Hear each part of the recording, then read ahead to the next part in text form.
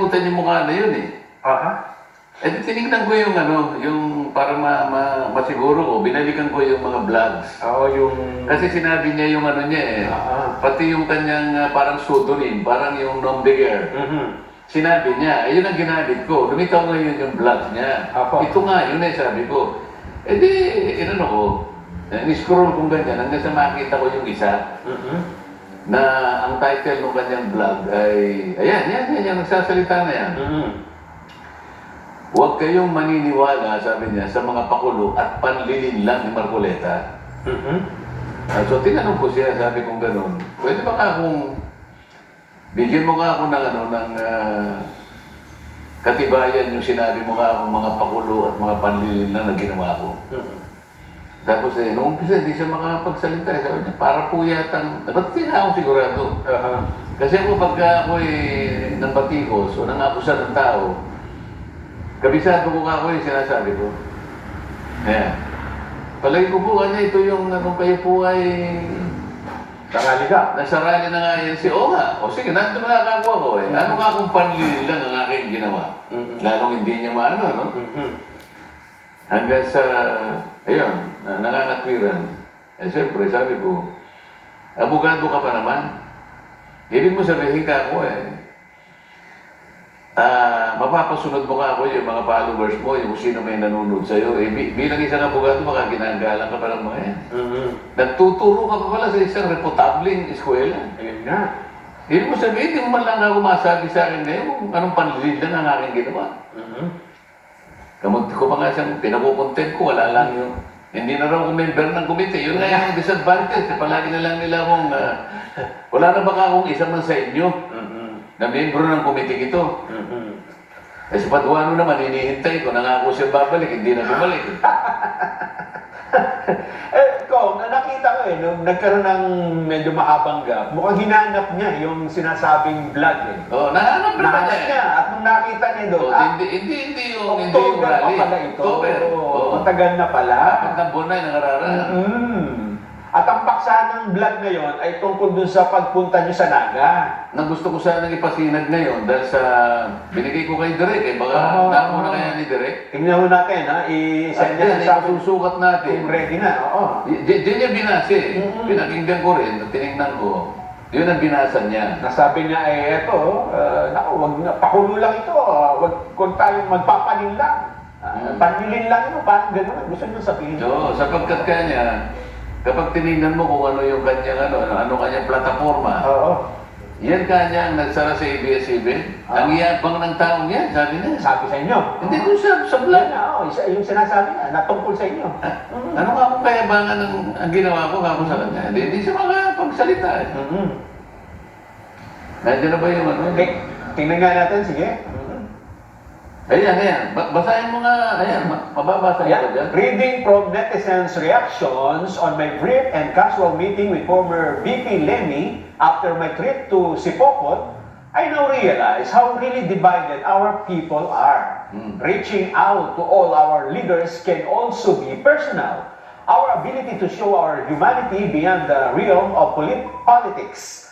How else are we able to exemplify the true meaning of statesmanship if you refuse to extend your hand to all who wants to grasp it? I believe unity always begins with a handshake. Ayan. Yan ang batayan niya. Yan ang pinagbatayan niya na yan daw ay pakulo at panlilin lang. Ay ba?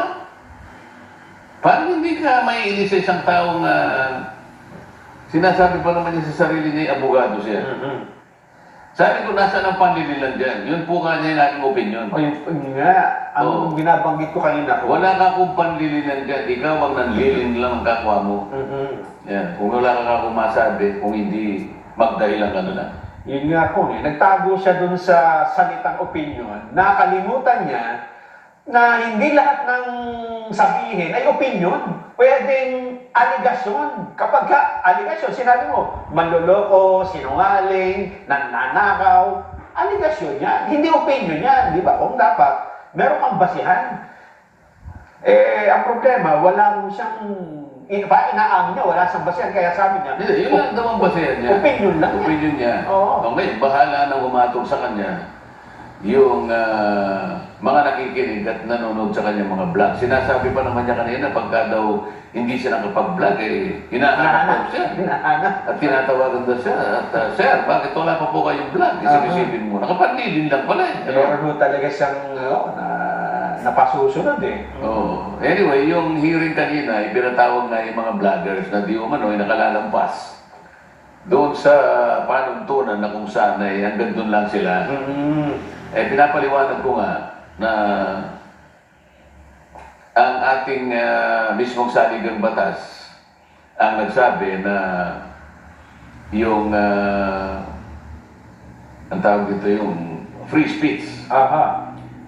Yung paggawa, sabi kasi ng saligang batas natin, kung pagbabatayan natin yung ating Bill of Rights, no law shall be passed abridging the freedom of speech, of expression, or freedom of the press. So, talagang kabawal-bawalan yun. Bagamat, yung salitang yun, ang pinagbabawalan una dyan, kasi no law. Ibig sabihin, mambabatas ang Kongreso. Ngunit, isinaalang-alang naman ng ating saligang batas yung iba pang mga interest na dapat balansin, yung mga interest ng lipunan. Katulad ng national security, di ba? Yung public order. At saka yung karapatan nga ng taong bayan maapektuhan noong pagpapahayag. Ngayon, ang isa pang qualification nun, sabi ko, pagka yung pagpapahayag, pagka yung kritisismo ay directed sa magagawang gobyerno, public official, o public figure, na sinasabi nga doon kung lalo-lalo na kung ang pinag-uusapan, ang pinagmumulan ng kritisismo ay maaaring maklasify na public issue o public interest, ay yun ay talagang kung tutuusin mo kalasan, parang hadlang para sa mga batas na kung tawagin ay nagpaparusa ng libel, ng defamation, ng slander. Kasi nga, ang talagang babalansihin mo, yung karapatan ng isang tao na maproteksyonan ang kanyang integridad sa isang banda, at yun namang karapatan ng publiko na makaunawa ng impormasyon o makarating sa kanyang impormasyon, yun naman ang isang, on the other hand, yun na yun ang talagang babalansin. Kaya, ang naging tuntunin nga, kapag ka public figure ka, pag ikaw ay public official, sabi nga ng mga ibang pagdidesisyon sa Korte Suprema, huwag kang onion skin, huwag kang balat sibuyas. Oo. Sabi